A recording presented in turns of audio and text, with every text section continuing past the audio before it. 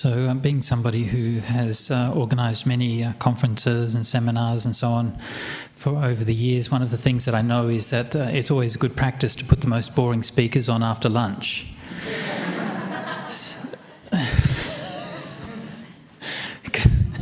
Because then you give everybody that nice opportunity to have a bit of a rest and they can sort of just doze off while the talk's on. So don't worry, I won't feel offended. Okay.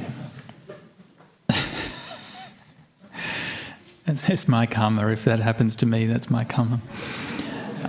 Okay, so we want to continue talking about ethics and to try to explore some more aspects of it.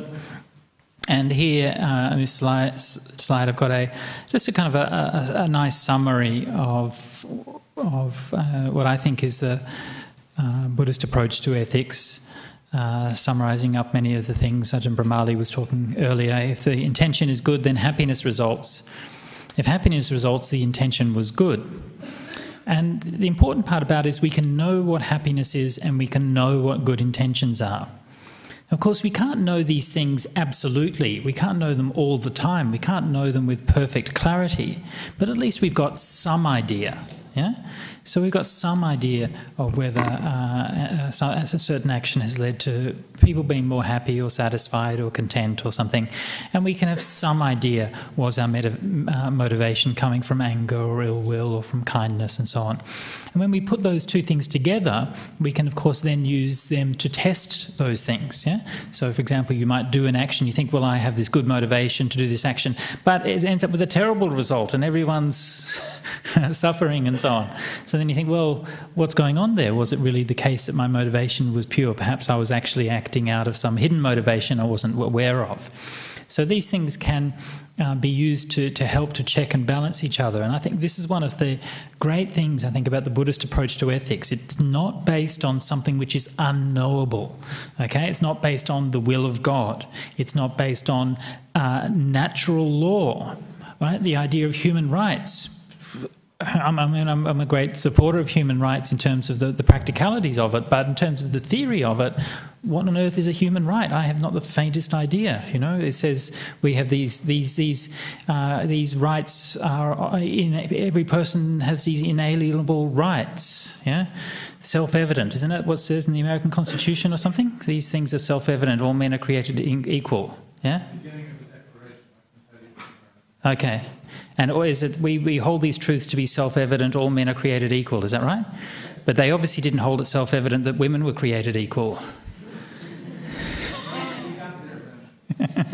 Got there eventually. But, you know, it's interesting how it shows what's self-evident to somebody is far from evident to other people. So human rights, yeah, again, it's great to support human rights, but the theory of it, it's not based on anything which actually is empirical. It's just based on an idea. Whereas the Buddhist approach to ethics is based on that reality that you can experience, the happiness and sadness. You can know that in yourself. You can know it to some degree in others. And you can know your own intentions, and you can know your own the intentions of others to some degree, not completely. So to me, this is one of the great things about Buddhist ethics. Okay, so now I'm going to talk a bit about... Yeah, Danya.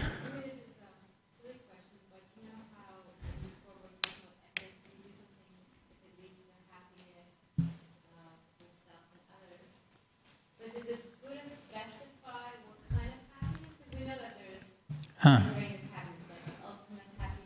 Yep. Yep. Okay, yeah, that's a very good point. So Danny's question was about that if ethics is what leads to happiness, what do we mean by happiness? And of course that's a very good point, and this is again I think one of the great aspects of the Buddha's teachings is that he not only talked about the ethics, but he also gave a very profound and insightful psychology of what happiness actually means. This is something when I've studied Western philosophy, we studied utilitarianism. Utilitarianism is a similar idea that what is good is what leads to the greatest happiness for the greatest number. There are different formulations of it, but it's something like that. Of course, once you've defined ethics in terms of happiness in that way, you then have to provide a definition of happiness. And that's something which is proven much harder from a Western perspective to actually define effectively what happiness is. We discussed this in one of my philosophy tutorials, and the tutor was saying, well, if I believe in utilitarianism, am I going to derive more happiness when I go home tonight from reading a book on philosophy or from going out and getting drunk?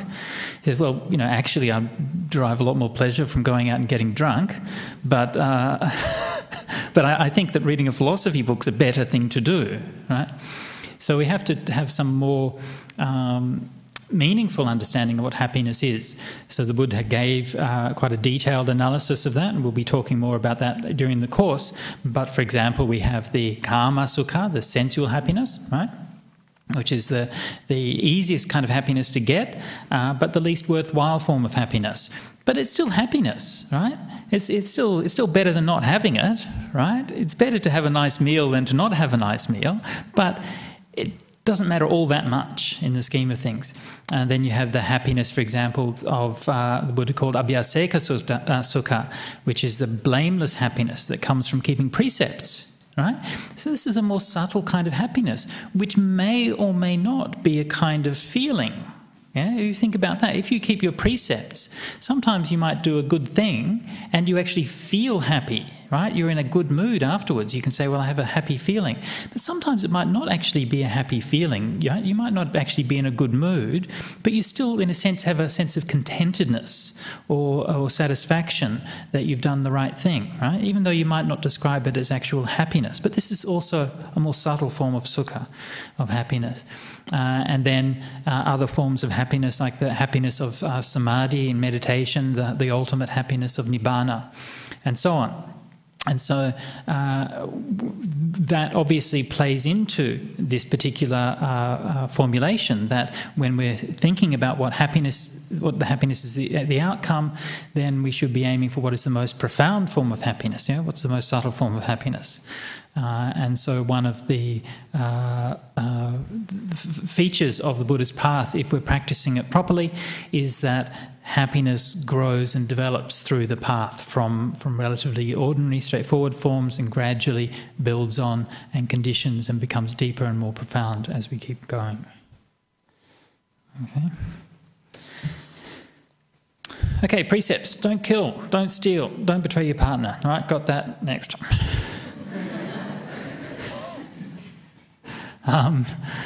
Maybe I shouldn't say a few things more of this.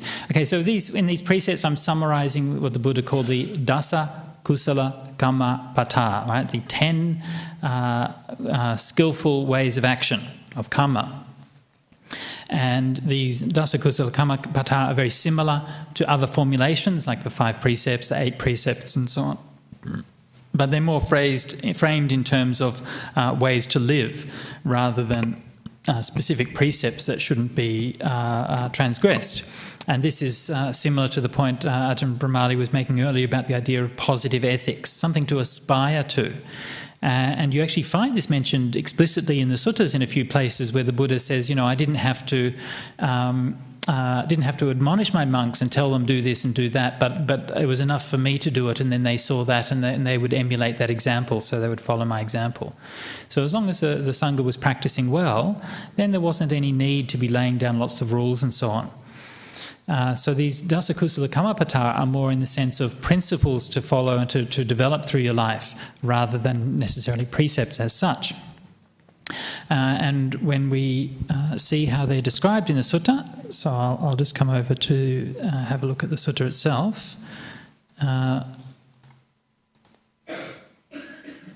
It should be here. No, it's not there. Where is it? Yes, there we go. Okay, I see something different on my screen here, so I'm not sure. Okay, so the Saleka Sutta has the Dasa Kusala Kammapata. So the Saleka Sutta Majjhima Nikaya was one of your readings.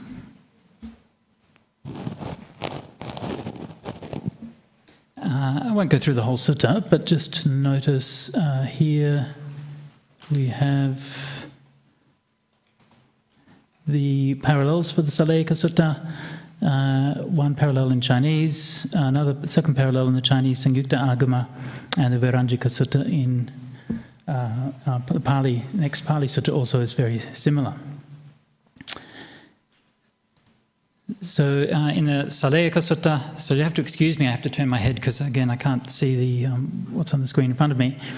The Buddha speaking to the householders of Sala, the Brahmin householders of Sala, and they asked a question of why do some beings go to heaven and some beings go to hell. Now, an important point to make here is that even though the idea of rebirth and good destinies and bad destinies and so on is very basic in the early Buddhist texts, but the Buddha did not hang his ethics off a belief in rebirth. Okay? There are many reasons for doing good and refraining from doing bad, okay? Some of which pertain to future lives, but many of which don't, many of which you can see for yourself in this very life. So in this question, it's not the Buddha who's saying you should keep these ways of action because it will lead to a good rebirth or bad rebirth. He's saying he's responding to the questions of the Brahmin householders.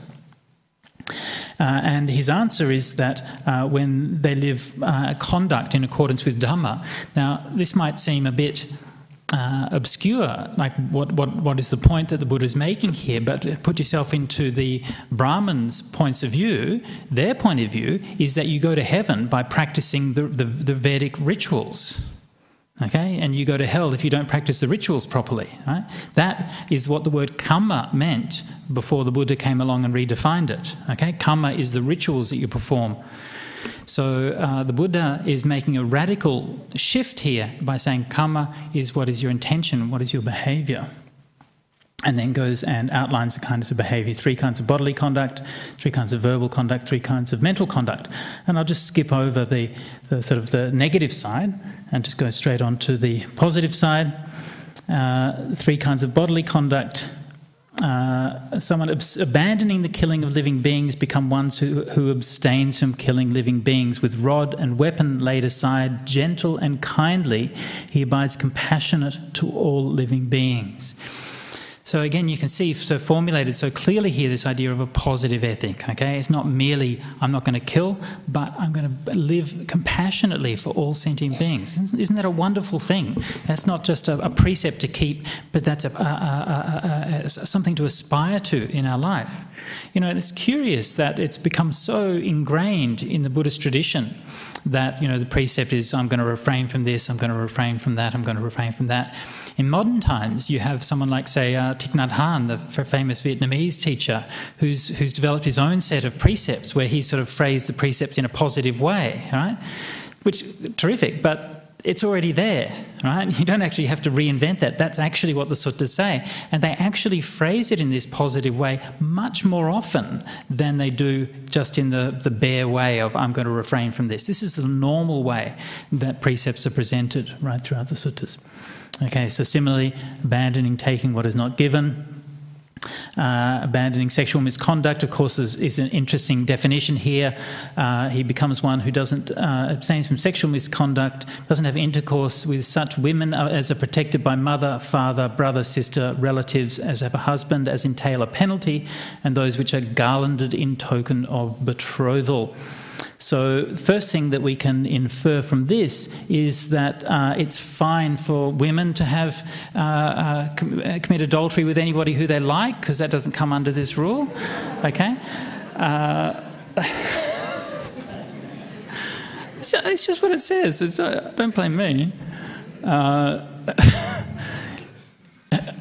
And okay, so what it's talking about this idea of protection. So again, it's not talking about doing anything in particular, right? Ajahn Brahmali was talking about S&M earlier, and then we have arguments about homosexuality and all of these kinds of things. None of that has anything to do with Buddhist sexual ethics. What Buddhist sexual ethics is to do is to not betraying somebody. And in this case, what's mentioned is that in Indian society, then during her life, then a woman would be considered to be often under the protection of somebody else. Obviously, in the case of children, that's still very very much the case today. And in many cases, if they're either children or they're married and there's some kind of arrangement like that, then it would be a similar situation today. One interesting point to notice there in terms of social history, if you look at the later Hindu Dharma Shastras, the Manusmriti and other Dharma Shastras, they always say that a woman must be under the protection of a man for her whole life. As a daughter, as a girl, she's under the protection of her father. As an adult, she's under protection of her husband, and in her old age, she's under protection of her sons. Whereas here, actually, she can be under protection of her mother or her sisters. Right? So there's no idea that a woman has to be under the protection of a man at all times. So some woman who's in some kind of situation, or someone who's in some kind of situation where they're under guardianship, as entail a penalty, would obviously mean something like underage or something like that, or those who are engaged to be married also. So the idea is that one isn't breaking some vow or some law or something like that. So I think we can all see that causes a lot of harm, right? And causes a lot of suffering. Okay, so similarly, when we come on to the speech, we can see that there's very positive presentation of speech. Interesting that the precept on wrong speech is defined specifically as wrong speech in a legal context, right? Which is obviously a very strong context of wrong speech, right? It's considered to be not just bad but illegal to lie when you're in the courthouse. With malicious speech, he said it doesn't using malicious speech, but one does not repeat elsewhere what is heard here for the purpose of causing division from these, nor does one repeat to these of what is heard elsewhere for the purpose of causing division from those. He is a reuniter of the divided, a promoter of friendships, enjoying concord, rejoicing in concord, delighting in concord. He becomes a speaker of words that promote concord.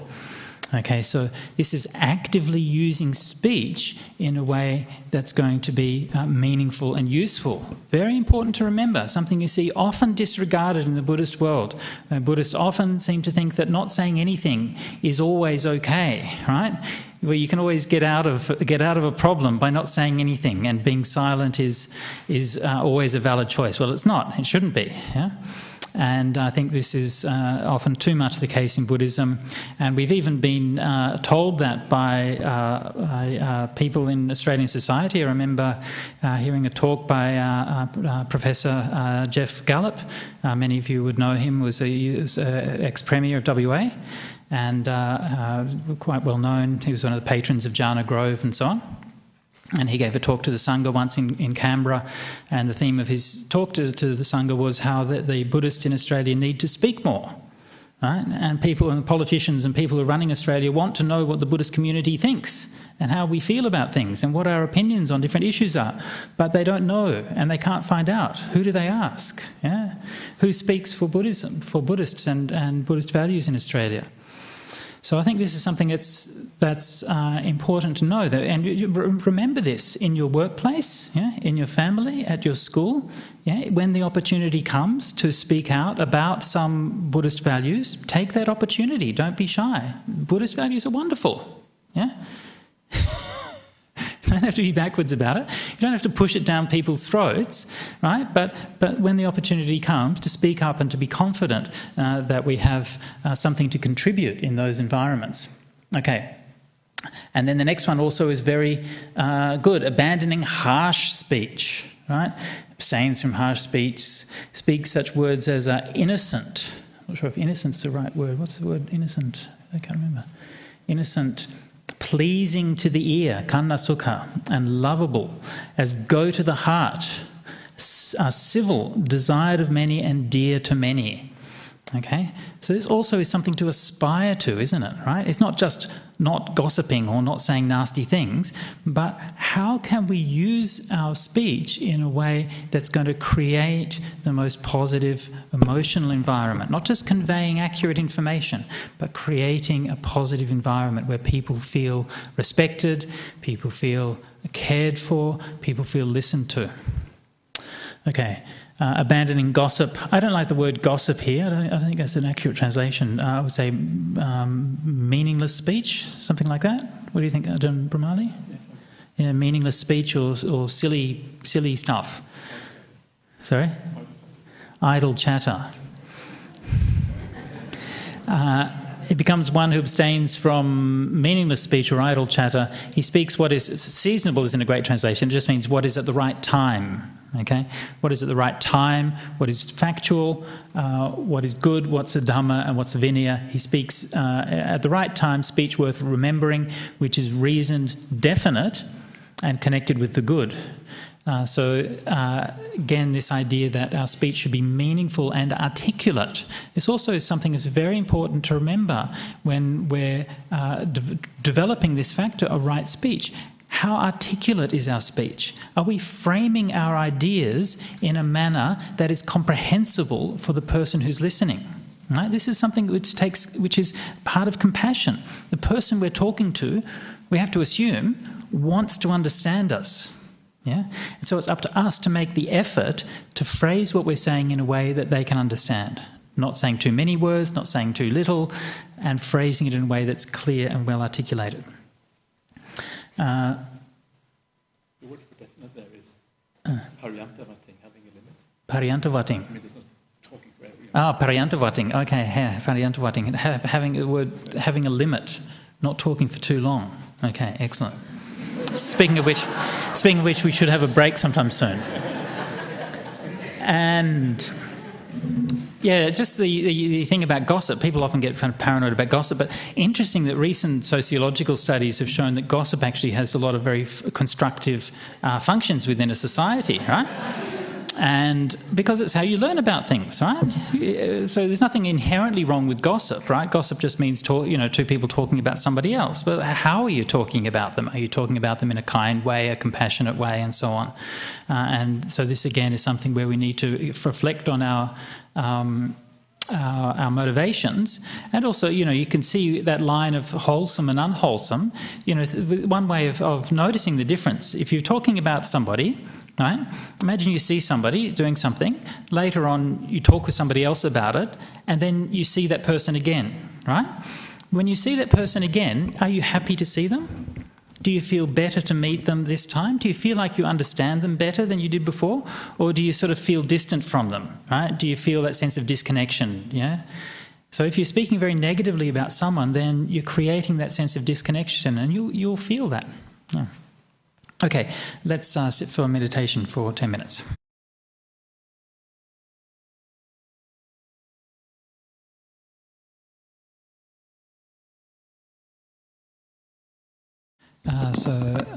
Apasada was asking about the principle that Ajahn Brahmali mentioned just before the break, that sometimes if we apply the underlying principles of the rules, and the rules are derived from underlying principles. Things like harmlessness and so on, and so the rules themselves are just generalizations. So in some cases we might make excuses for breaking the rules, and then how does that apply, especially in the case of monastic conduct, for example.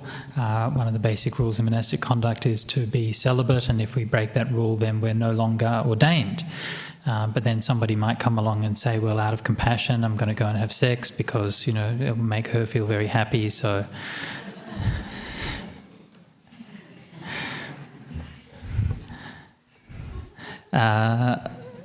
So how do we account for such cases, Ajahn Brahmali?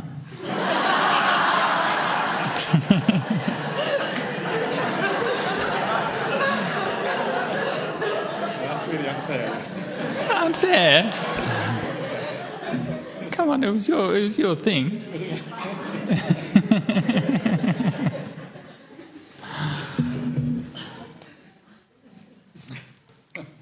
Well, I mean, this is a kind of slippery slope argument, isn't it? Right, where once you start, this is where people get a bit nervous when you start to let go of the rules, right?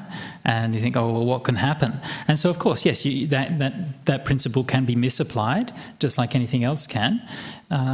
In the case, for example, of the Vinaya, in certain cases like Parajika and so on, then your intention is irrelevant. In many cases, as long as it's voluntary, right? So, I shouldn't say your intention is irrelevant, but your motivation is irrelevant, right? If your intention is still to have sexual intercourse, then whether you do it from compassion or whatever is still irrelevant, and you still fall into that offence.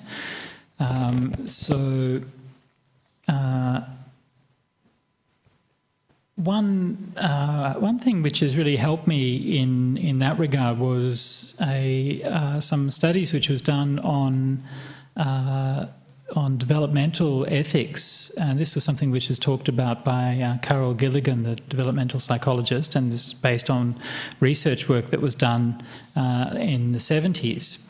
And what they did was that they asked a group of women whether they thought abortion was right or wrong. Right? Now, abortion is not the issue. The issue is how people respond to ethical questions. Okay? And this just happened to be the example that they used.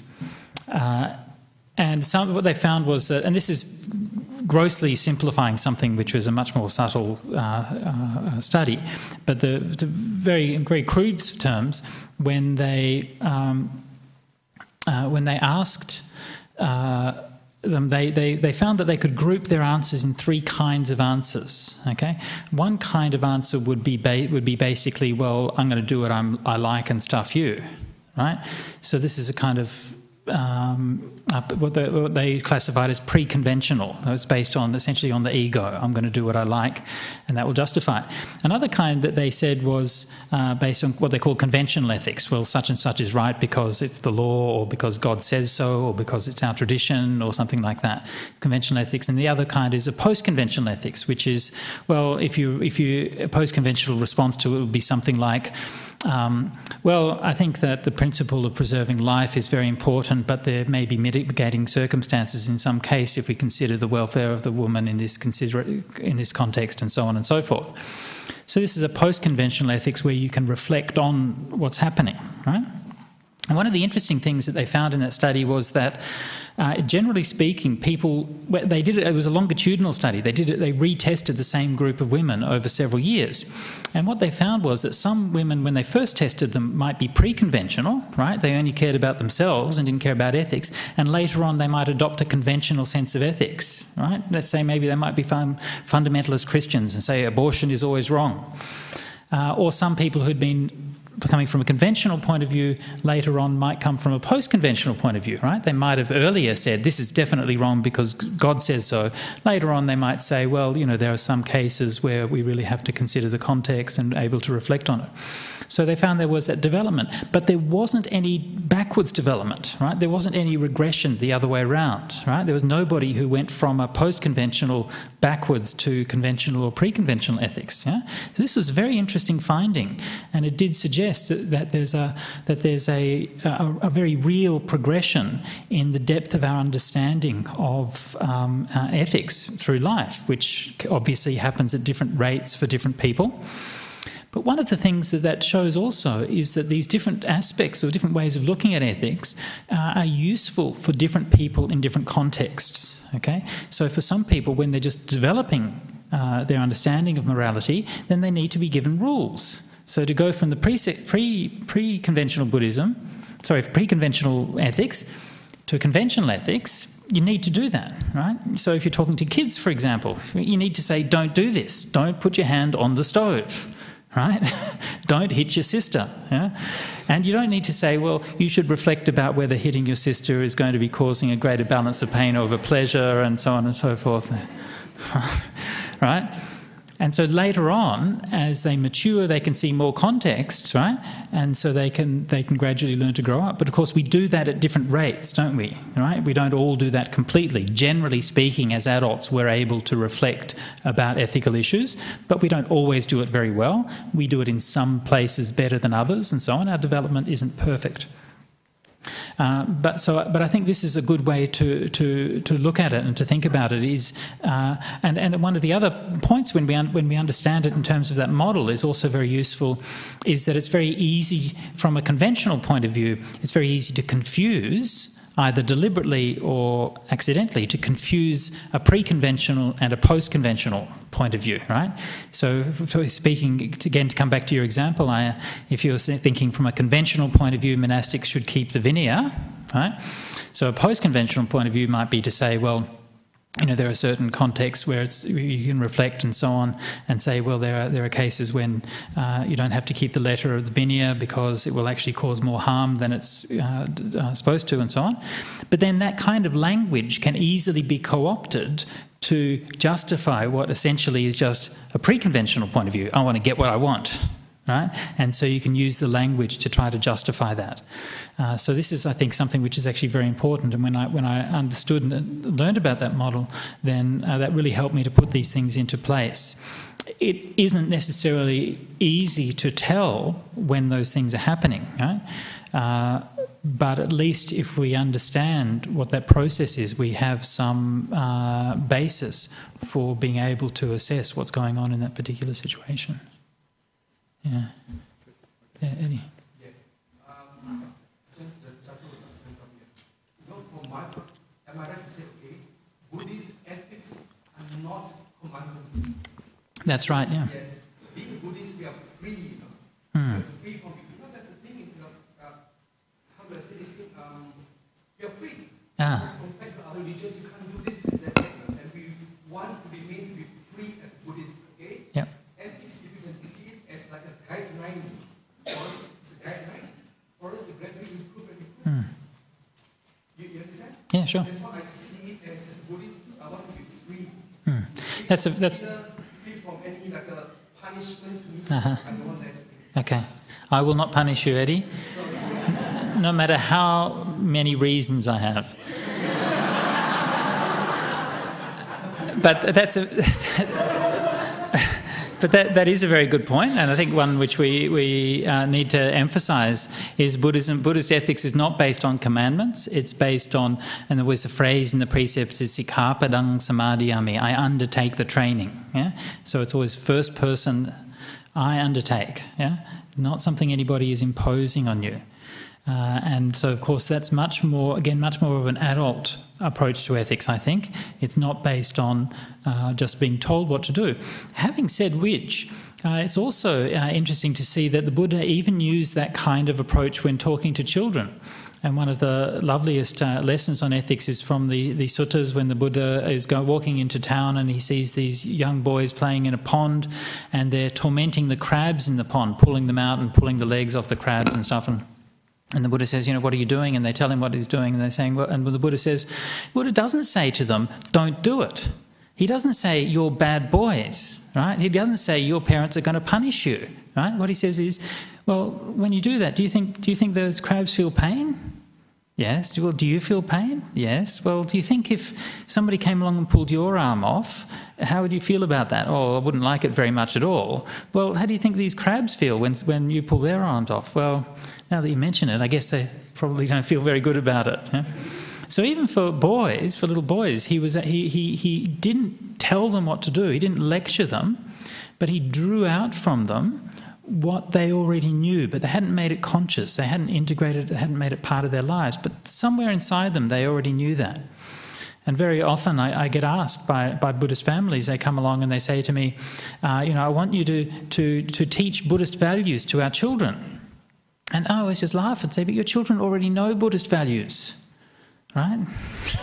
And so I've done that with groups of people before. You sit down and there's a bunch of parents and a bunch of kids, and the parents say, we want you to teach Buddhist values. And so I say to the kids, is killing right or wrong? And they say it's wrong. I say, why is it wrong? Well, because it causes harm and pain. What, is it right to steal or wrong to steal? Well, it's wrong to steal. And they already know these things. Yeah? It doesn't mean that they always live in accordance with it, okay?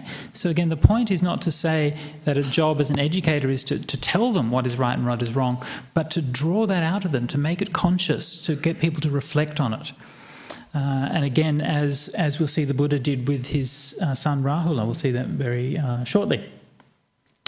So just briefly, there's at the end of this... sorry, Ajahn Brahmali, you were going to mention something earlier.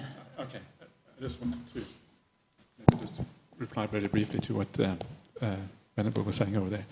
I don't think, basically, I think as a monastic you are committed to a precept. I don't think that's a good idea to sort of start thinking, ways around them or whether there is a good reason, these kind of things. Usually it's quite easy to keep the precept, almost in all situations. And it's very rare that you have to think, to justify breaking them. Maybe there are very occasional cases of minor precepts where you can break, but generally speaking it's not really necessary here.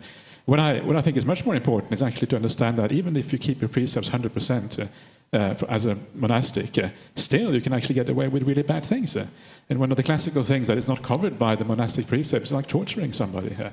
I mentioned that to Ajahn Sujato yesterday, and he said, oh yeah, you can waterboard somebody and there's no problem. Now, does that mean that waterboarding is okay from a moral point of view? It doesn't break the patimokkha seal, it doesn't break the monastic virtue, the rules, but obviously it's still wrong, right? So sometimes too much focus on just rules and forgetting the underlying principles means that you think you can get away with things which actually are immoral, when in fact you're not getting away with that at all. You're doing bad things. Rules is one thing, karma and ethics is something else. So you have to broaden it out. And there's also the other side of that question is, if you just focus 100% on rules all the time, the rules are always about things you shouldn't be doing, you forget the positive side of ethics. Because the positive side of ethics is never really covered by rules. The rules are always about things you shouldn't be doing here. So this is the danger of focusing too much on rules, is that you forget kind of the Dhamma in it all. And the point is that the rules come from the Dhamma. The rules are not the basis and the Dhamma comes afterwards. It's all the way around. The Dhamma is primary and then the rules come. So the Dhamma is what should be the main guidance. And then the rules, okay, you keep them. But remember that they are not enough in their own right.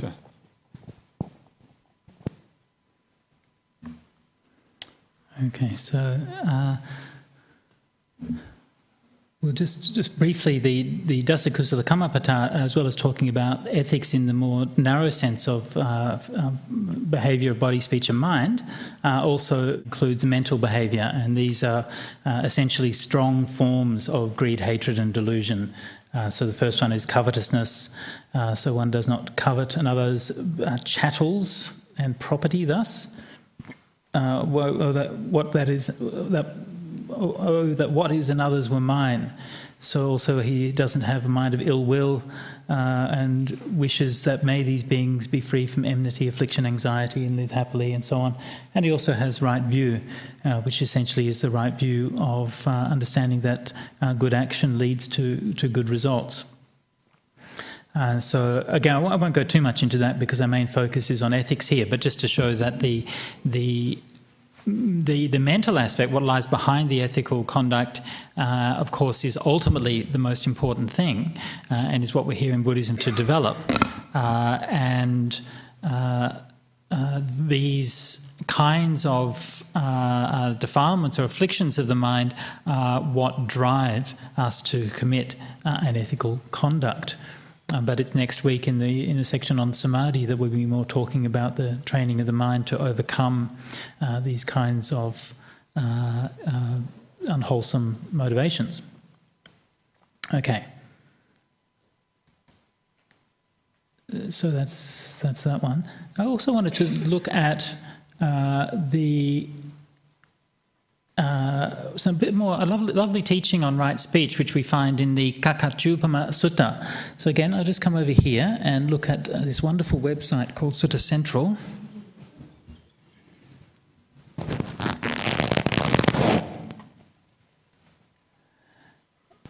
And here it gives us the parallels for the Kakachupama Sutta. So in this particular case we have the Pali Sutta MN21, the Chinese parallel here in the Madhyama Agama 193, and another Chinese parallel in the Akotara Agama. So or partial parallel. In the Kakachupama Sutta gives some lovely teachings, especially on right speech and the relationship between right speech and loving kindness, and how this kind of speech, as well as creating harmony within society, creates harmony within oneself. So these 5 modes of speech which somebody might use when speaking to you, speech that is timely or untimely, true or false, gentle or harsh, with a good or harmful motive, and with a loving heart or hostility.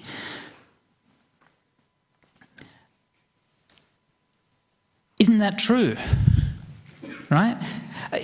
When we're reading the suttas, we're looking at what the Buddha taught. Sometimes we can become a bit blasé about how beautiful these teachings are. It's so common, so normal to read something like that in the suttas. There's hundreds of suttas that give messages and teachings like this. But to capture it and to phrase it so perfectly and so well, it's very hard to do. And to do that consistently, no matter what the Buddha is talking about, whatever subject he addresses, he is himself the best example of right speech. He always phrases himself so clearly, and he always keeps all of these criteria, always speaking at the right time, as true or false, gentle or harsh, with good harmful motive, with a loving heart or hostility. And so these are very, very handy list of things to bear in mind, especially if you're in a difficult situation, if somebody criticizes you or puts you down or something, then you reflect on these things before replying. Am I speaking now at the right time or in an untimely way? This is one of the main causes of conflict, that people kind of blurt things out at the wrong time rather than waiting. Say, okay, we can sit down together and we can discuss it in a reasonable manner. Things just get blurted out in a way that's true or false, gentle or harsh. How do we present something, right? And you notice that when people have conflicts, very often it's not the content which they have conflicts about. Very often it's the manner in which things are presented that people put people off and put people on the wrong side. Okay, so in all of those cases, you should train yourselves thus. Our minds will not be affected by this. We shall not give vent to evil words, but we shall remain full of concern and pity, not really pity, but compassion, with a mind of loving kindness, and we shall not give in to hatred.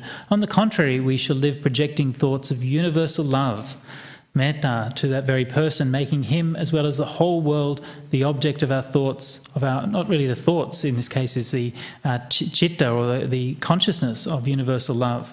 With a mind that's growing great, exalted and measureless, we shall dwell radiating that mind, void of hostility and ill will. In this way, monks, you should train yourself. And the Buddha then goes on to give a very beautiful series of similes. Suppose, monks, a person were to come to you holding a hoe and a basket, and he were to say, I shall make this great earth to be without earth. And he would strew the earth here and there, spit here and there, and urinate here and there, and he'd say, be without earth, be without earth. What do you think, monks? Would this person make this great earth to be without earth?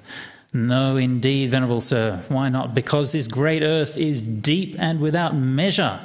It cannot be made to be without earth. On the contrary, that person would only reap weariness and frustration. Right? In the same way that you should develop that heart of loving kindness, no matter how people are speaking to you, or again, making your mind like the empty space and so on. It's a beautiful simile. Isn't it a wonderful way to think about how to respond to these things? It's not that when somebody speaks words of anger to you, you have to figure out how to cope with it. Right? That's not what the Buddha's talking about. Right? He's not saying these are coping strategies for dealing with a difficult situation. Right? This is a strategy, this is a way that we can learn to be so that these things just completely have no effect on us. If your heart of loving kindness is really well developed, then no matter what someone says to you, the possibility of getting angry doesn't even come. Yeah? It's, okay, just have nothing but love and compassion for them. And so this is something to aspire to. This is where that practice of right speech is something that's showing us and leading us on the way. And this is also a very, very good test for how good your metta is going, right? Because it's very easy to develop loving kindness if you're by yourself and you're not talking to anybody, right? At least relatively easy, yeah. But then, how is it going to be tested when you're going to come into difficult situations? This is where you really find out whether your practice has been working properly. Okay, and then this sutta, the Buddha, of course, finishes with the famous simile of the saw. Even if bandits were to savagely sever you limb by limb with a double-handed saw, even then, whoever harbours ill will at heart would be not upholding my teacher. Was not upholding my teaching, sorry.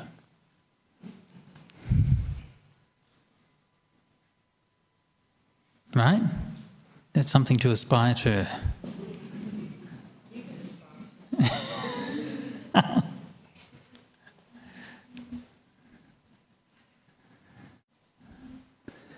So,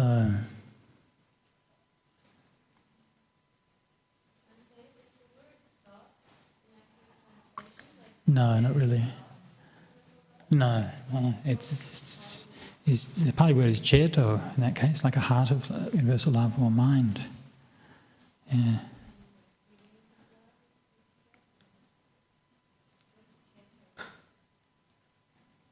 Consciousness, awareness.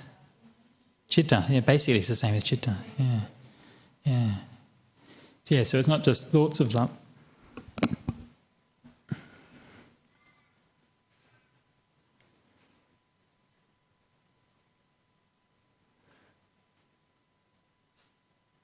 Okay, speaking of which, let's do some meditation.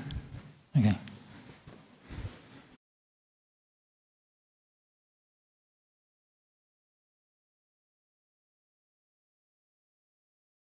To go on and have a look at one of the other readings that was signed, the Ambalattika Rahulavada Sutta.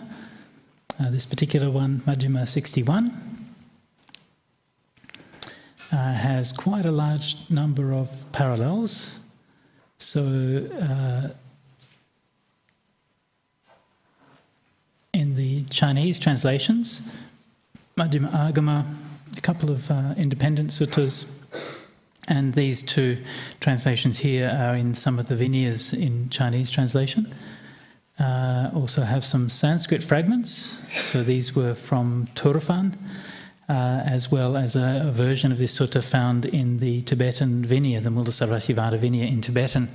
And no doubt the reason why this has a relatively large number of parallels is because it's a human interest story, yeah? The Buddha and his son. So all these stories, of course, very popular and often became included in the longer versions of the Buddha biography, the life of the Buddha. So this episode would be retold as part of that, hence its inclusion in several different places.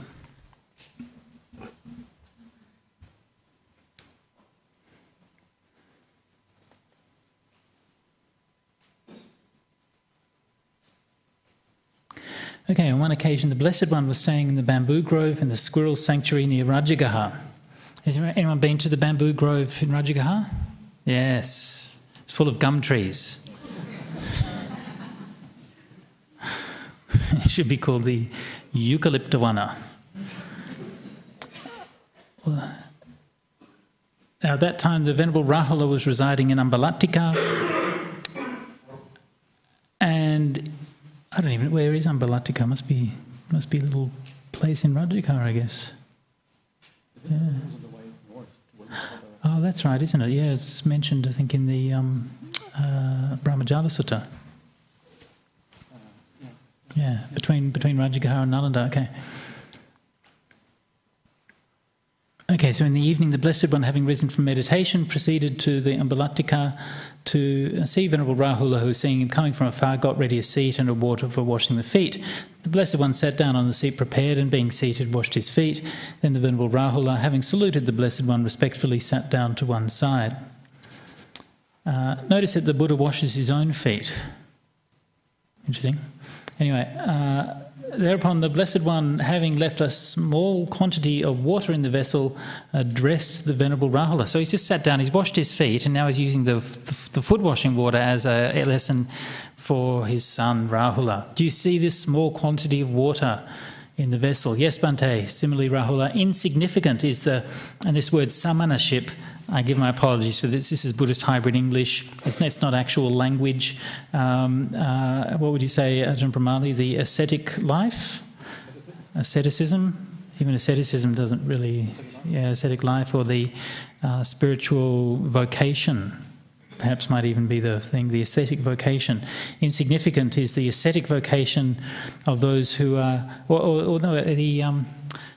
the spiritual integrity, perhaps even, of those who are not ashamed of uttering deliberate lies. And then the Blessed One threw away that small quantity of water, addressed the Venerable Rahula. Do you observe that small quantity of water thrown away? Similarly, thrown away is the ascetic life, or the spiritual integrity of those who live not ashamed of deliberate lying. And then do you notice this water vessel turned upside down? Overturned indeed is the ascetic life of those who are not ashamed of uttering deliberate lies. Finally, he set the water vessel upright and addressed the Venerable Rahula. Do you see this water vessel empty and void?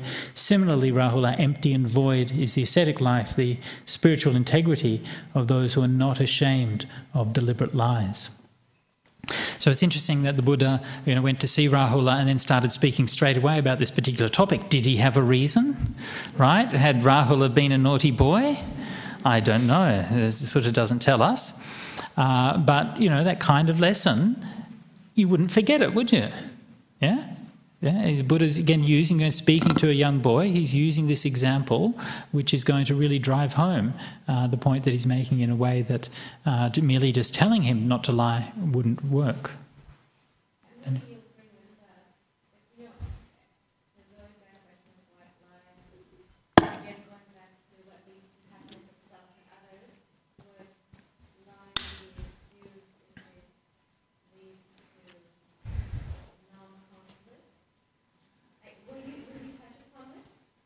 well, not necessarily.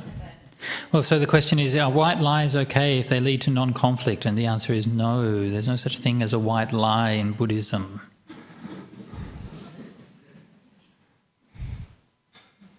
So there's another place where the Buddha gives a analysis of the different criteria when it's okay to speak. One is you should speak when it's true and useful and pleasing. Okay, then you should say it at the right time. But if it's true and useful, right, but not pleasing, then you can still say it if need be. Yeah? But if it's true, I think if it's true and useless, I don't think that there's an opportunity for saying it. And certainly if it's not true, then you shouldn't say it. Yeah, if it's not beneficial, yeah. Then there's no right time for saying it if it's not true and beneficial. Yeah. Yeah, don't bother.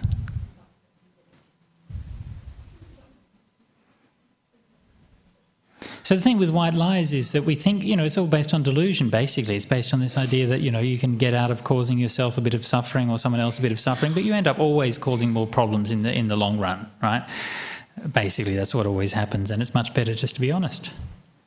Yeah, this white lies just comes from lack of courage, basically. Yeah. Yeah.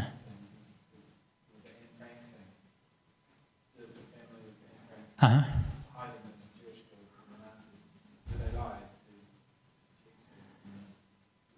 Right. Yeah. So again, this is where you have these edge cases, right, where the general rules are very hard to apply in certain situations.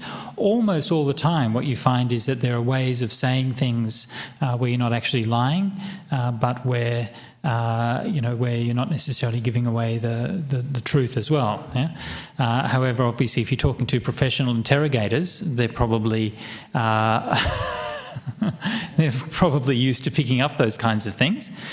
So in that case, again, you sort of balance. It's a kind of black and white karma, yeah? That there's a black and white in terms of what the results are. It's not good to lie, even to a Nazi interrogator, but still, if on balance, it's going to cause more suffering by lying, then in that case, obviously, the lie is insignificant compared to the amount of suffering that would result from it. Yeah.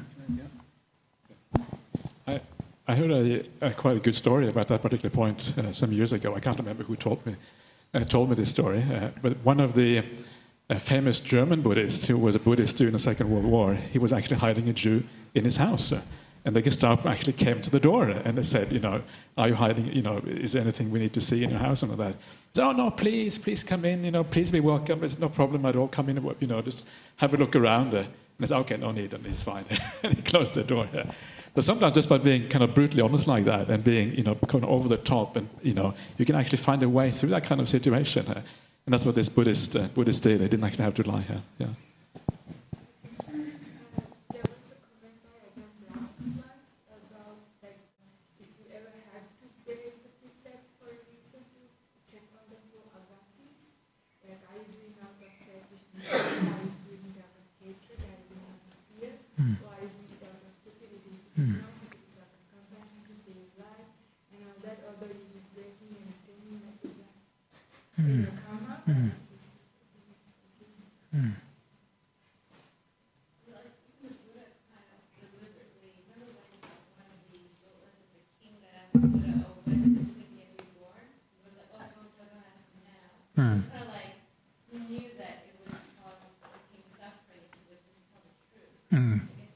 Yeah, so that in that case, the Buddha's talking to King Pasenadi, and his queen had just passed away, and she'd been a very good queen, a very good woman, and was destined for a very good rebirth. But she'd done one bad deed, and so she got born briefly in a lower realm for her bad deed.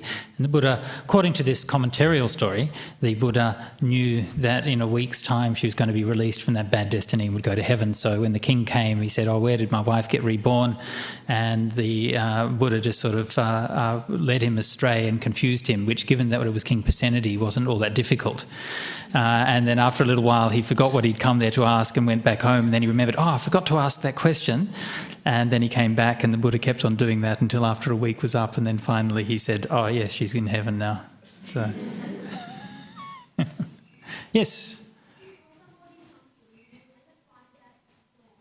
Yep. No. If you genuinely believe that it's the truth, okay, then it's not lying. When you lie, and this is one of the things, actually we'll come on to that a little bit later when we're looking at how the Buddha taught Rahula, that he said, you have to know beforehand that it's that what you're saying is false. Of course, sometimes you speak in good faith, you think that it's right, but actually it turns out later that it's wrong. So in that case, sometimes you have to be big enough to admit it. Yeah, I thought it was right, but it was wrong. Yeah? But that's also a reminder that we should be cautious about what we say to be true. If we don't have good reason to believe it, then maybe we can say, well, I think this is the case, I believe it's the case, it seems it's the case, but unless we're really sure about it, then not to insist that it is the case. Eddie? All this precepting, lying, we have to use our wisdom every day to approach in different situations. Mm-hmm. As long as we don't hurt people's feelings, we don't hurt ourselves, okay? At the end of the day, say if you would know it, if you're a follower, if something wrong, you would know it. Something would that's for me, you would know it, oh, I've done something wrong, and then you correct yourself. You don't have to be a freak, like ethics freak. It's a guideline for you. You follow it, yes, as much as you can. But don't have to blindly, follow that 100%. What do you think? That's what I do. I use my discretion. I use my wisdom to do things. That's what I do. That's me, I might be wrong. But then in the books, you say, oh, no, you can't do this. You can't do all these things. That's bullshit to me, sorry. Sorry to use the word. That's getting too much That's why Okay, thank you very much for that point of view, Eddie. Yeah. Yes. It's been on my mind most of the day. What's another word for ethics? Because first of all, conduct, but then I think no, conduct issues. Ethics is sort of a higher realm in Western tradition. Ethical conduct means that you're informed of basic human nature, that you're rising above that to something higher, like human rights. Mm-hmm.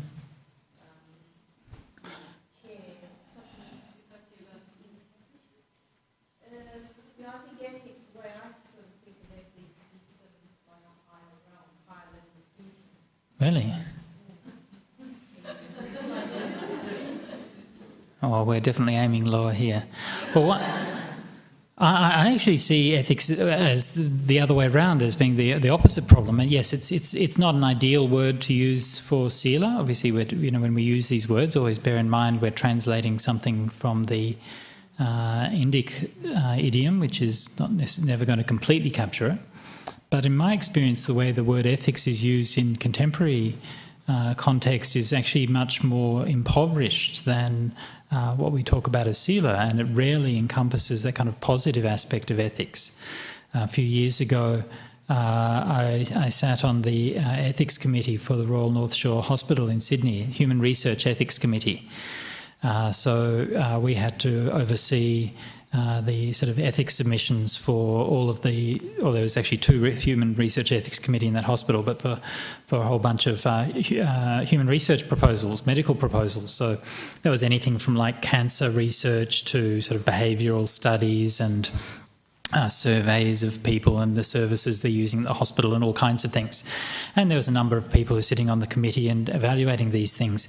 And I did it because I was interested in ethics and I wanted to learn how these things happened. And one of the things that I found was that, it was all very kind of middle class. It was all very kind of, well, is somebody going to be offended by the wording of this phrase in the approval form for the ethics? It wasn't like, is it okay to chop people's hands off and sew them back on again or something like that. But it was all about these kind of basically not offending anybody.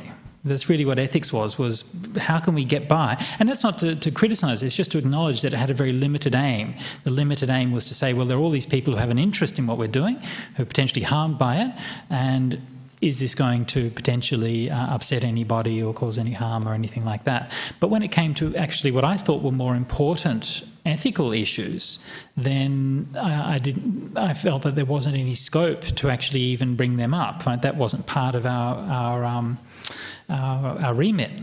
For example, one case that came up and made this very clear was there was a proposal for research on a particular cancer cure.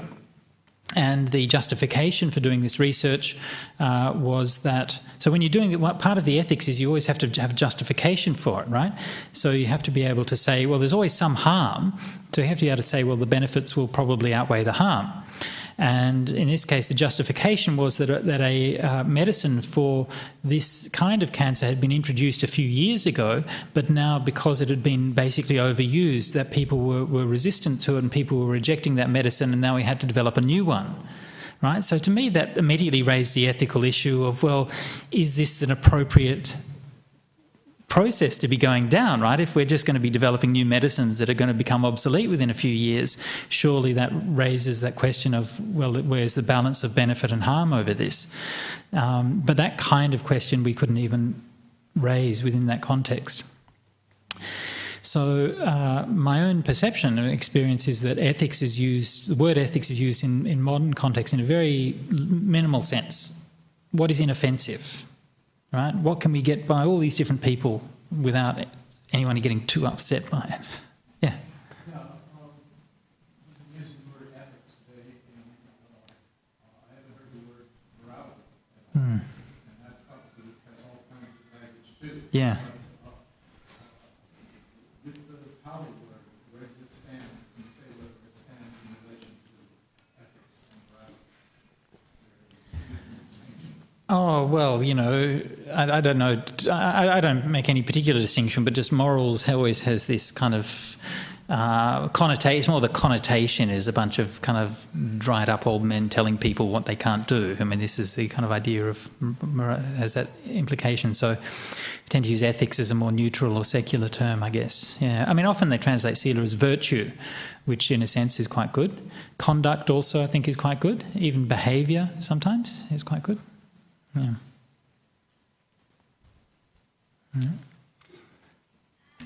Okay, so the Buddha going on his discussion with Rahula, and again speaking to a young boy. I don't know how old Rahula is at this age, but obviously still not really grown up. And of course, kids always love war and stuff, right? So you start to talk to him, give him a simile about a war elephant, and he's going to be really interested in it, right? So Just like a king's elephant with tusk-like plough poles, mature, well-bred, whose place is the battlefield, having gone into the strife, performs doughty deeds with his forelegs, hind legs and hind part of his body with his heads, ears, tusks and tail, protecting over the trunk. And the Mahout thinks that despite this elephant's prowess and the various feats he's performed, as he's protected his trunk, his life has not really been risked. But then when he goes into battle and risks everything, including his trunk, then think that he's really thrown himself completely into the battle. And so the same thing with uttering deliberate lies. So one shouldn't give deliberate lies, not even for a joke. So there was an Irishman, an Englishman and a Scotsman who went into a bar. Is that a lie? There wasn't really an Irishman, an Englishman, and a Scotsman who went to a bar. I just made that up. Does that mean you can't tell jokes? Who's going to volunteer to tell Ajahn Brahm the bad news?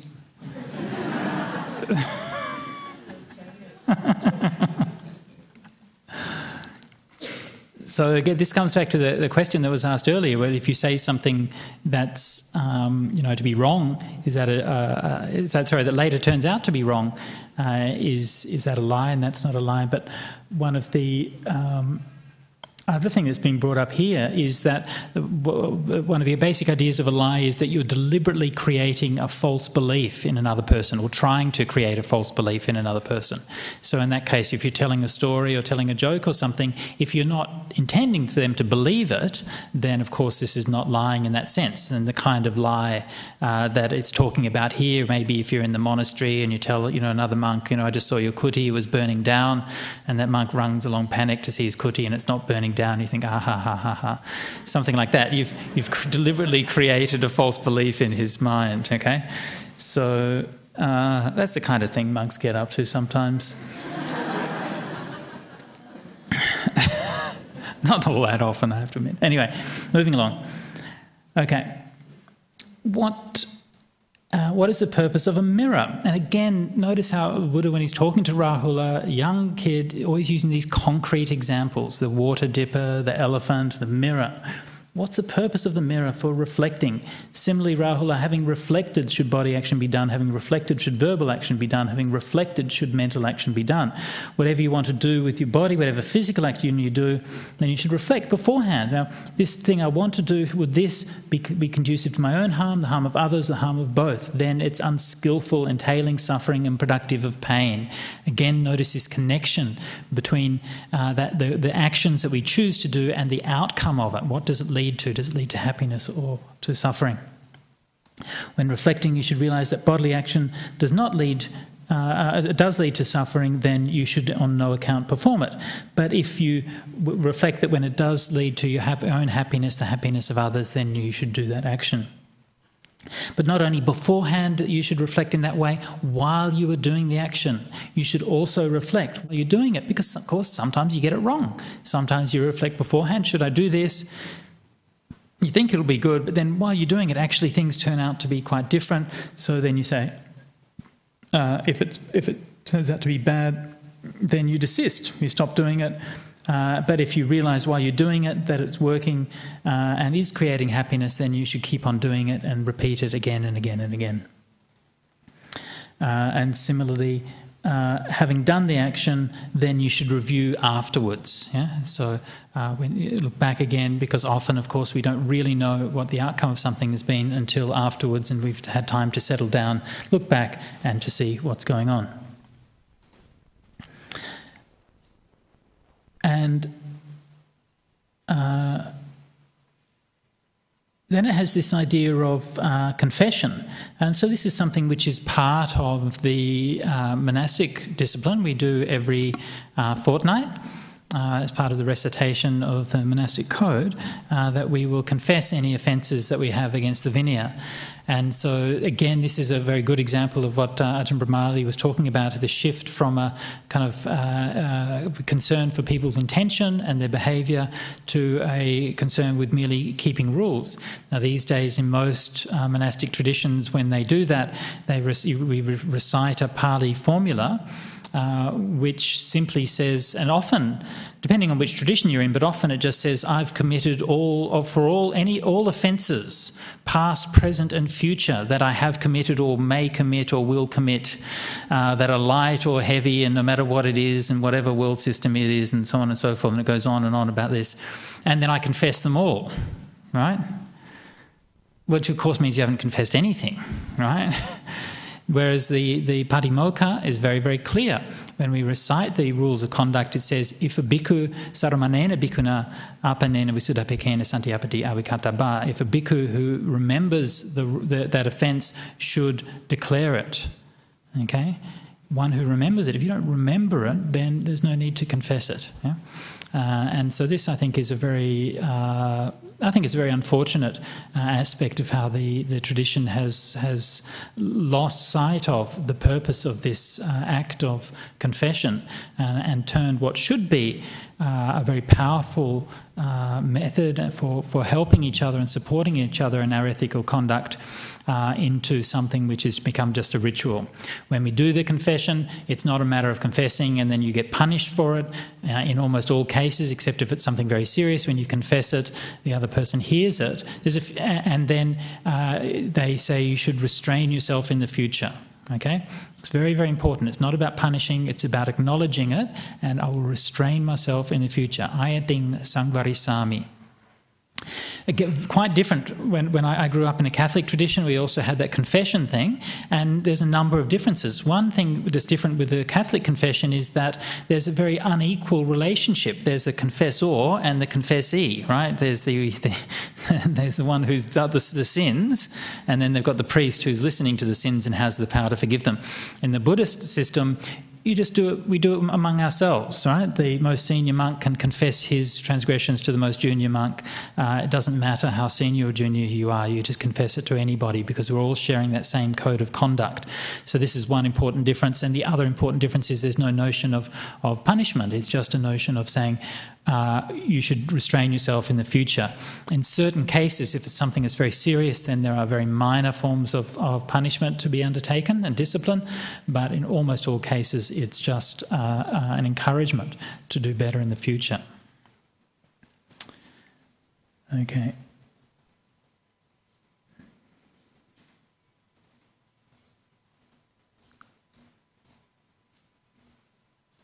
Okay, so then the Buddha finishes off, whatever samanas and brahmins in the past, the present and the future purified their bodily, verbal and mental conduct, they all did so by constantly reflecting on their conduct in this way. So then Venerable Rahula rejoiced in his words. Okay, so it's now 2:05. Let's have another short meditation.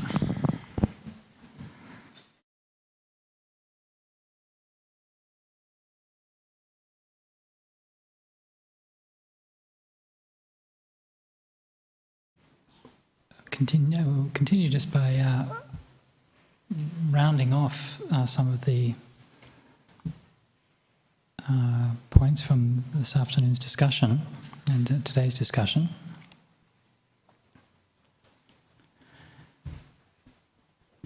So we've had a look at something about the scope of Buddhist ethics, the principles that underlie it, the way the Buddha taught ethics, and some of the major formulations of ethical precepts.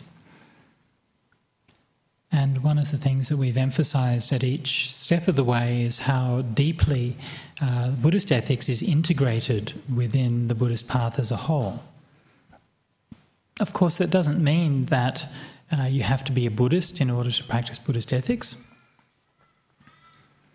For example, I had one friend who, before she knew anything about Buddhism, just came across a little booklet and read the 5 precepts. And she thought, wow, that's really good. That makes a lot of sense. So she just started keeping the 5 precepts. Didn't know anything about Buddhism or anything like that, but just that made so much sense. So you don't have to be a Buddhist to appreciate the ethics, either the principles or the precepts of Buddhist ethics. But the full meaning of the sila, of the ethics, only becomes apparent and is only drawn out when it's seen in the context of the Buddhist path as a whole. Remembering that the very beginnings of the Buddhist path is a response to dukkha, right? Suffering. So we experience suffering. And when we experience suffering, then the Buddha said there's one of either two responses to suffering, either despair or a search. Okay? It's very insightful, isn't it? Yeah, two ways of responding to suffering, despair or a search. How can I find some way of escaping from it? So, of course, that escape can be either skillful ways of escaping from suffering or unskillful ways, right? You can escape from suffering by going down to the pub and drowning your sorrows. That's one way of escaping, right? But then there are skillful ways, a skillful search, what the Buddha said, kusala gavesi, a search for what is skillful. And if we want to follow that path of escaping from what is suffering in a skillful way, we hear the Buddha's teaching on dukkha and on the ending of suffering. We have inspiration from that. We want to put that into practice. And the first thing that the Buddha said, the first stage of that path is development of our sila, development of our ethical conduct. And that ethical conduct relates directly to that very cause that we were practicing in the first place, overcoming suffering. As soon as we practice the sila, keep the precepts, we let go of so many different kinds of suffering. Yeah? So many kinds of suffering for ourselves and so many kinds of suffering for others. And we all know what the feeling of remorse feels like, and then worry when you've done something wrong and you feel afraid and you don't feel confident and all of these things. You let go of so much just because of that one thing of keeping the precepts. And so this is from the motivation in the path, is the keeping the precepts is very directly implementing the first stages of escaping from suffering. But the way that it does that is again fully finds its full meaning within the context of the Four Noble Truths, right? Why is it that we suffer according to the Four Noble Truths? We suffer because of our cravings and attachment. Yayang tanha pono bhavika, right? Those cravings that drive us into future rebirth. So when we keep our precepts, we're curbing those defilements, curbing those attachments, curbing those cravings, at least the forms of those cravings that lead to the most obvious and immediate forms of suffering. So because we're letting go of those forms of craving, we let go of the forms of suffering that those cravings create. But of course, that's not the end of it. This is only the beginnings of the path. The precepts themselves will work to overcome specific precepts will help to overcome specific kinds of defilements and afflictions in the mind. For example, through not killing and practicing harmlessness, we help to overcome hatred and ill will. Through not stealing or committing adultery, and we're restraining that greed. You know, what the Buddhists called visama lobha is excessive or unbalanced greed. Yeah? So we haven't completely got rid of all our greed, but at least those forms of greed that are the most harmful we've managed to let go of. Similarly, by not drinking and not lying, we're helping to overcome delusion, which actually raises an interesting point is about drinking, because you notice in the 10 kusala kammapatas, 10 ways of unwholesome action, or wholesome or unwholesome action, doesn't mention drinking there. Interesting, isn't it? Also, even in the gradual training, we didn't have a chance to have a look at that, but in your reading you had the Julahati Padopama Sutta, the small discourse on the elephant's footprint, and there it gives a long, detailed description of ethics for monastics, and even there it doesn't mention that you shouldn't refrain from alcohol. But it is in the Chinese text. According to Venerable Brahmali, it's in the Chinese version of that particular one, which just shows the limitations of comparative study. You can't always trust these. So there's a bit of wiggle room there, is there? So maybe alcohol might be...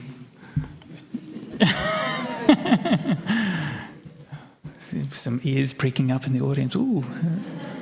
We'll have to discuss that one over a beer. Yeah.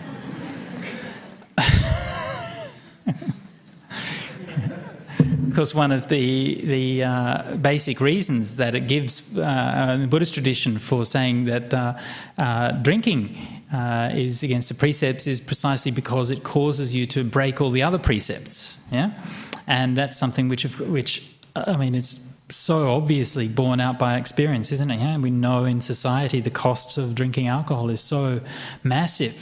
And all of those things, people lie, they commit adultery, violence, brawls in pubs and domestic violence and all of these kinds of terrible things which are exacerbated by drinking alcohol. So, another one which there's an interesting kind of bit of ambiguity in the traditions is the vikala bhojana. You say not to eat in the afternoon. So it's not one of the basic precepts, but one of the monastic rules or the 8 precepts. And it says vikala, not to eat at the wrong time, which is kind of a little bit ambiguous, isn't it? I don't know if in the suttas there does seem to be some implication that it's refraining from eating at night time. I don't know if Ajahn Brahmali has a thought about that.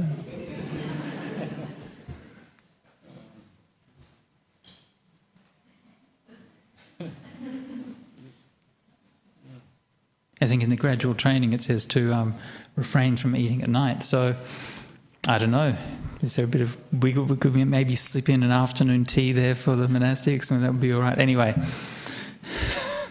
So I'm not really trying to say these things, but just to say that when we're looking at these things and reflecting on them, then we don't make assumptions about them. We have a look at them for what they are and see what it is that they're really saying. So these overcoming greed, hatred and delusion in the coarse forms of these defilements then is what is setting the stage for next week's discussion on right samadhi, which is of course all about overcoming the more subtle forms of these kinds of defilements. Yeah? So no hatred. These are all parts of the 5 hindrances, which are the basic obstacles to attaining purity and peacefulness of mind. And so if we're struggling with meditation, then one of the things, rather than sort of trying to just force your meditation when it's not really coming together, then one of the most skillful ways to approach that is to come back to your ethics, come back to your sila, see if there's anything that you can improve, any precepts you may be breaking, or even if you're not breaking precepts, is there anything more that you can do? Is there any way you can serve? Is there any way you can give? Is there any way you can help? And by developing your sila in that way, you're creating those wholesome states of mind which are going to be then a foundation for your ethics. For your samadhi, for your meditation. So we'll talk more about the whole aspect of samadhi next week. And of course, even at a more subtle level, at the level of awakening or enlightenment, that these things are overcome at an even more profound level. So again, so the purpose of ethics is that it's not just isolated. And I think, again, this is one problem that we have in Western ethics and Western philosophy. I attended a lecture by Peter Singer, the great philosopher, Australian philosopher, when was it, last year? And he's a utilitarian philosopher, so he also has this idea of the connection between what is right and happiness. But it was interesting when the kind of discussion veered on into more topics about who is happy and what does happiness mean and so on, that he sort of became a bit uncomfortable or didn't really answer the question, I didn't think, all that satisfactorily. And I had that kind of feeling that, like, as someone who's working in an academic environment, that he's in the philosophy department and he can't kind of sneak over into the psychology department and be kind of answering questions which is somebody else's domain. But of course, humanity doesn't fit into departments, right? So again, from a Buddhist point of view, yes, you can to a certain degree look at it as an independent subject of Buddhist ethics, but to really understand it, we have to integrate it with the Buddhist path as a whole. Okay, so we're nearly at 2:30, so nearly time to break for, I think, afternoon tea. But I just want to, before we break, see if anybody has any questions. Yeah, Ainsley. You related ethics to the 5 precepts.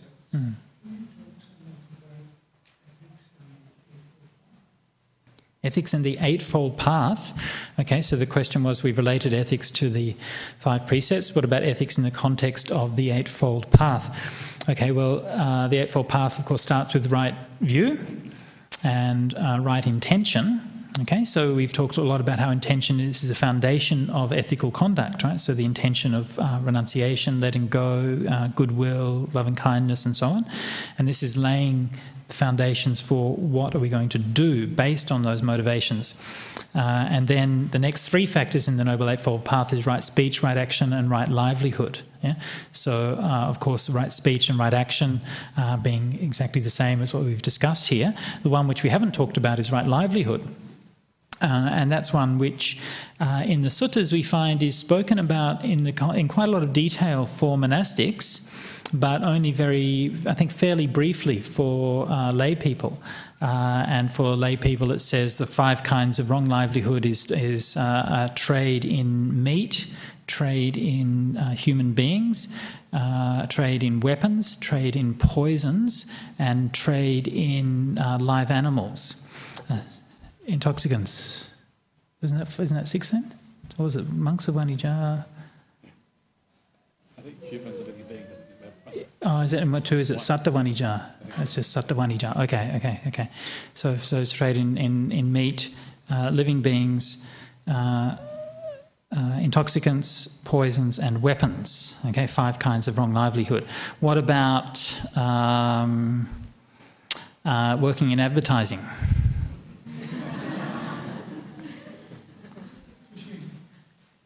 Fishing. Well, and any kind of livelihood which involves breaking the precepts would also be considered a kind of wrong livelihood. Yeah? Sorry? Yeah. Gambling. We are running a casino. Is that wrong livelihood? Causes a lot of harm. Yeah. Yes.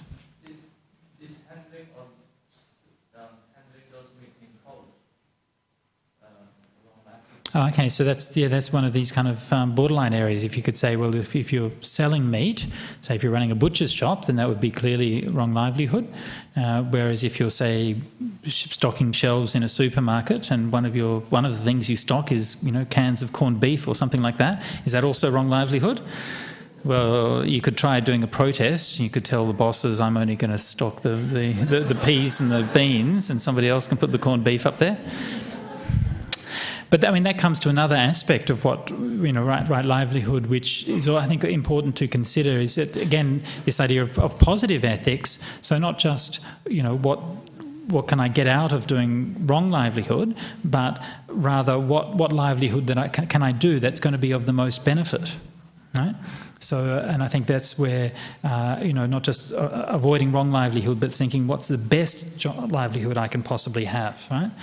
And so I think that's actually a really powerful part of practice. And you see a lot of people really do that, and they want to live in a life, where they're say working in one of the caring professions or as an educator, and these kinds of jobs, which are actually very helpful. And I think also, other kinds of jobs which we also shouldn't take for granted are just like trades. Being a plumber, I think, is a very good livelihood, right? How would you all feel when your toilets don't work, right?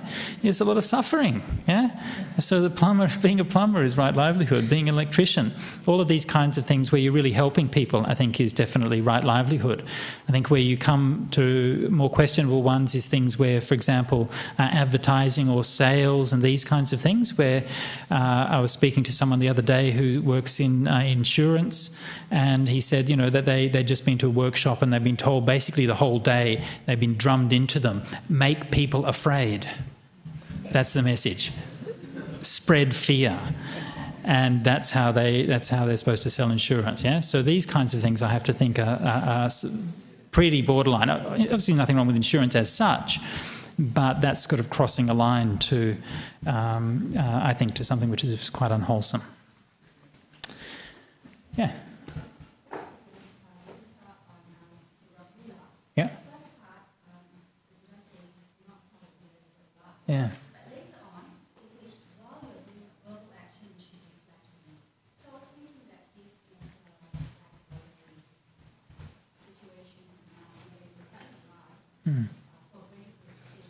Right.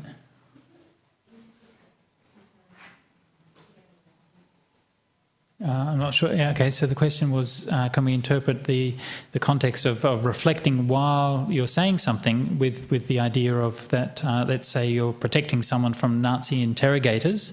I'm not quite sure what it is that you're getting at there. So what you do a verbal action, you ask yourself, is it leading to self-reflection? Is it leading to a reflection of others? You're actually doing it for a bigger cause and your mindfulness is doing it. Yeah. That's. Oh, sorry. Yes, I understand your point now. Yes, I think that's very true. You in that kind of situation, let's say you're being coerced to reveal some information, and you lie about it. You know at that time what it is that you're doing. You know that you're saying a lie, and you know that the purpose of the lie is simply to protect somebody. So I think that's again that. When you reflect on it, you then know what is the reason for why you're doing it. So it doesn't just become a habit. Yeah, so it becomes something which is meaningful. Yeah, definitely. Okay, yeah.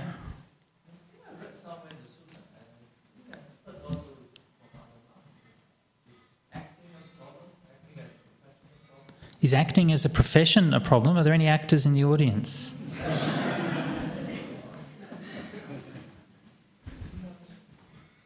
Well, what do you think? It comes as a, sort of an astonishment to me, because the Buddha said it was the outcome of acting as a profession for a long time. And recently, I read it many years ago, and recently I heard from my mom indirectly said, yeah, that's what it is. But I do know that if the ascetic would practice the dark ascetic for a long time, it would help. So there's some sort of logic to that. Yeah, I'm not sure about that. Yeah, there is one statement in one place in the suttas where it says something like I'm not sure being an actor or performer, but what exactly it means by being an actor or performer will lead to hell. So, but I'm not sure exactly what it means in that context and what kind of performance we're talking about. Yeah. So yeah. There are different kinds of performances. Yeah. Again, it would come back to, the same kind of considerations. What's your intention? What kind of thing are you trying to do? And so on and so forth, yeah? I mean, people learn a lot from actors, from films and TV and stuff like that. I mean, they often have some kind of underlying, they teach you about humanity and different kinds of people in different places and how people react and so on and so forth. So personally, I don't think that they're inherently unwholesome, but I think that they obviously can be used for unwholesome purposes. Yeah. Just to go back to the beginning of the human rights theory as it comes from the American Declaration of Independence, I think we danced around the words, after all created equal, men are endowed by their Creator. Certain inalienable rights. Okay. Life, liberty, and pursuit of happiness. Okay, yeah. Which I have been showing over since I was a little boy. I still don't attempt to understand where they're coming from, but I think inalienable is important to them. And it's always been important to me. What people talk about access to the internet as a human right these days. That comes from someplace else. Right. Not theory of human rights. I think a lot of it comes from the French Revolution and from Marxism too. The idea of human rights. And probably lots of other places too. But the word inalienable as an American has always been important to me. And it reminded me, what I want to say, it reminded me of one of the early suttas we read about the stag. At the end of the sutta, he was free beyond what is at Congress and he can go where he wants. That's sort of what that image, when I read that, spoke to me. That's what I'd like to have. That's an inalienable right. When I go in the woods and I walk and I have no cell phone and I can drop over a heart attack and no one will know I'm a happy man. Like that stag. Sadhu. Well, I think the idea that you have an inalienable right to the internet is an interesting one. One might argue that, I think you might argue that we have an inalienable right to be able to turn off the internet from time to time. I think that's probably a more useful one. But I think the point with that is that does raise an interesting issue with the whole notion of human rights, because they are felt that there is something universal, right?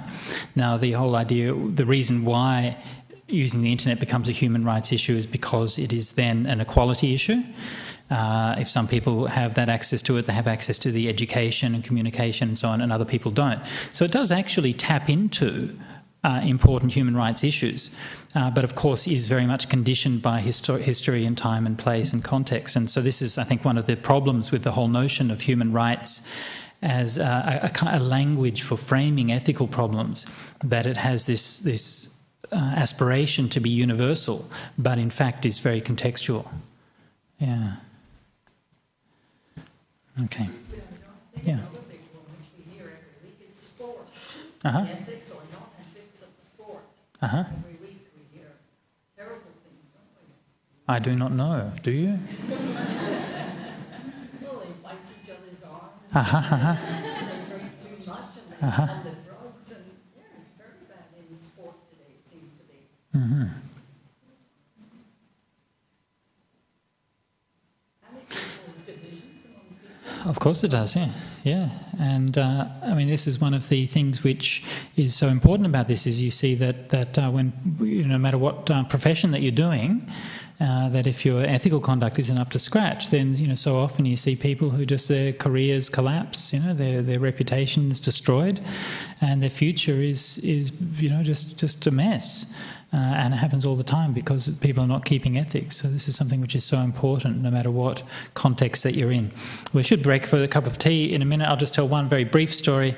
I had a friend of mine who was a businessman in Malaysia. He went to Bangkok one time to sign a contract. The contract was a $7 million contract.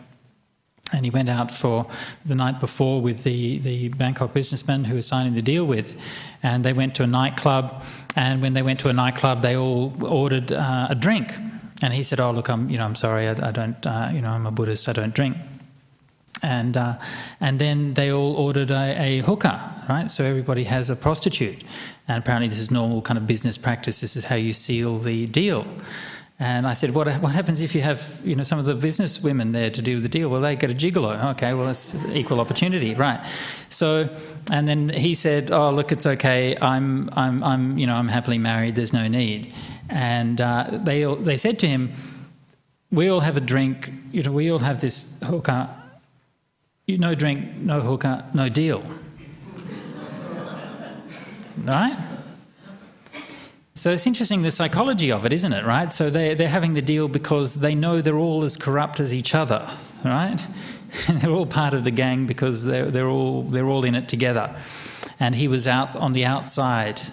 So he just said to them, "Thank you very much, gentlemen. It's been a pleasure doing business with you." And he went back to his hotel. That's it. $7 million, right? So then when we think we're being pressured at work to have a drink, to be, feel like one of the team or something like that, $7 million he just gave away. And the morning time came, there was a knock on the door. And there the businessmen were. They said, "Okay, here you are. Here's the contract, sign it." Yeah. The interesting psychology of it, yeah? First of all, they wouldn't let him in because he wasn't one of the guys, right? He wasn't one of the gang. Then afterwards, they start to think about it a bit more, and they're thinking, hang on, who is this man? He is never going to cheat us, yeah? He is never going to lie to us. He is never going to promise anything he can't deliver. He is completely uncorruptible. He's the perfect person to do business with, yeah? So this is why they came back in the next day to do business. So this is why, hang on to those precepts and they'll serve you well in the long term. Okay, so we're going to break for a cup of tea. Before we do,